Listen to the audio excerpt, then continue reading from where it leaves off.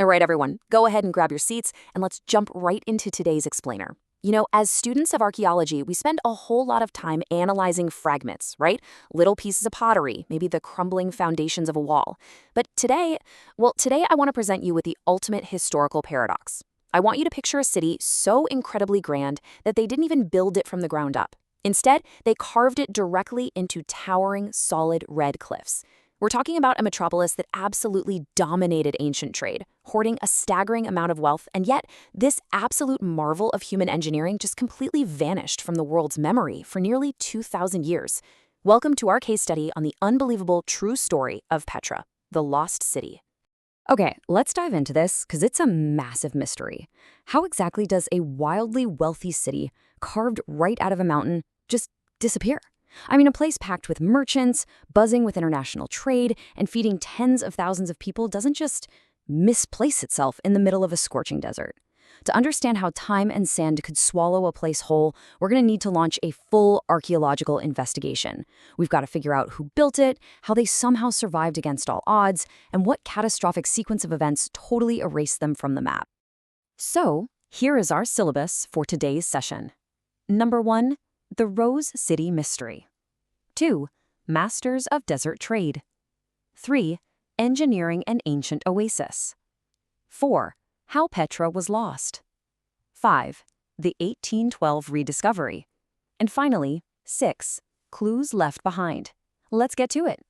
Kicking things off with Section 1, the Rose City Mystery and the Nabatean arrival. So we're traveling back over 2 millennia to present-day Jordan.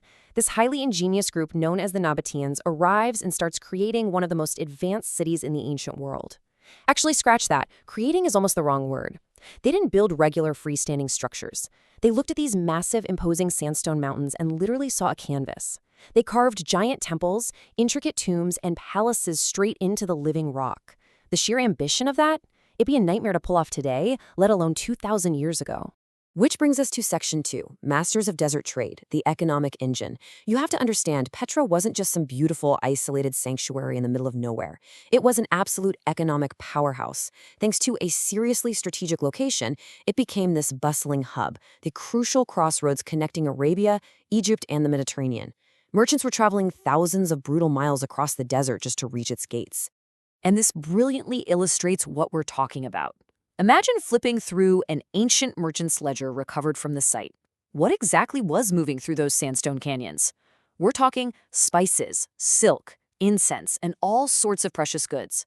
It wasn't just a quiet, dusty canyon. Imagine the intense smell of thousands of camels, the bright colors of imported textiles, the chaotic noise of people haggling in a dozen different languages. They weren't just scraping by out there. They were literally running the ancient world's global supply chain. Wealth was pouring into the desert, making Petra one of the richest cities on Earth. Which poses a pretty glaring question for Section 3, Engineering an Ancient Oasis, Surviving the Desert. We're talking about a major metropolitan center here. Tens of thousands of residents, merchants, pack animals, all shoved into a super arid, unforgiving landscape. So how on earth did they survive? Well, the answer is arguably their greatest achievement, their mind-blowing mastery of engineering. Their infrastructure was centuries ahead of its time. The sheer genius of the Nabatean water system is it's astounding. Let's walk through how they actually conquered the desert. Step 1, they collected absolutely every single drop of rainwater from the surrounding landscape. Step 2, they didn't let it just run off. They engineered this massive network of carved channels and clay pipes to route it. Step 3, they built sophisticated dams to control the crazy flash floods that would occasionally rip through. And Step 4, they stored all this water in massive underground cisterns so it wouldn't evaporate in the sun. This brilliant 4-step system let them safely bank millions of gallons of water. They literally engineered an oasis out of dust to survive brutal droughts. But class, as any archaeologist will tell you, no golden age lasts forever. Leading us right into Section 4, How Petra was Lost, the Stratigraphy of Collapse. A city this grand doesn't just vanish overnight, right? We have to look at the stratigraphy of the collapse, layer upon layer of bad luck and disaster that caused this vibrant metropolis to be silently swallowed by the sand. Let's move to the timeline and see how this builds. First, the geopolitics totally shifted.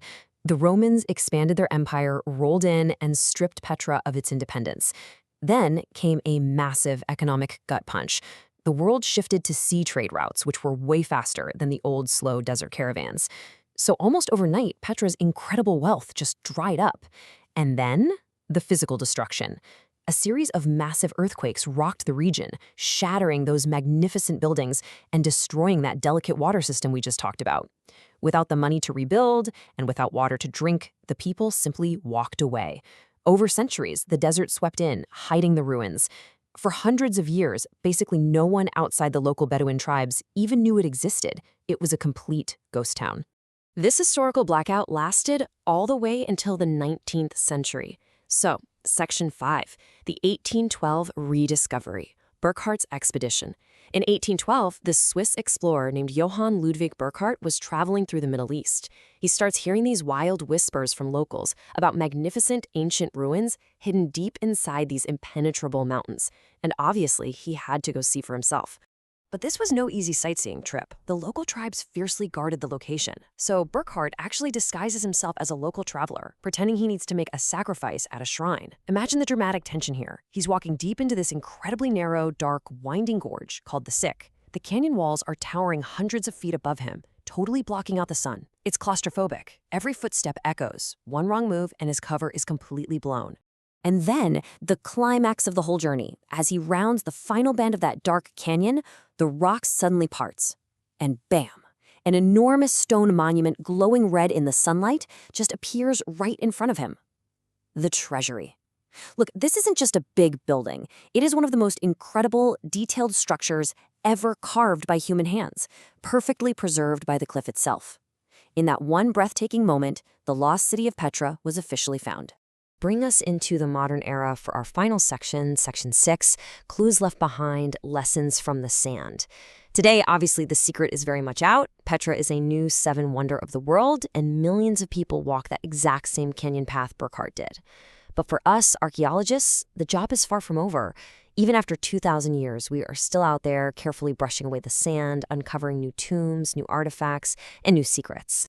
Because if there is one core takeaway I want you all to leave this explainer with, it's this. Studying a fallen city like Petra teaches us a pretty profound lesson. It proves that even the absolute greatest, wealthiest, most advanced civilizations can completely disappear. They can turn into nothing more than myths. But, and this is exactly why we dig, why we look at the fragments, history always leaves clues for those willing to search. The truth of the past is out there, literally etched into stone, just waiting for us to find it. Which leaves us with one final, pretty wild thought to end today's class. If a city as colossal as Petra could be totally forgotten by the entire world for 2,000 years, what other massive civilizations are still out there, waiting beneath the sands, deep in the jungle, or at the bottom of the ocean, just waiting to be discovered? Keep that in mind as we continue our studies. Thank you so much for coming to today's session. And hey, if you want to join our next expedition into the past, make sure to like, subscribe, and follow our Explainer series. Class dismissed.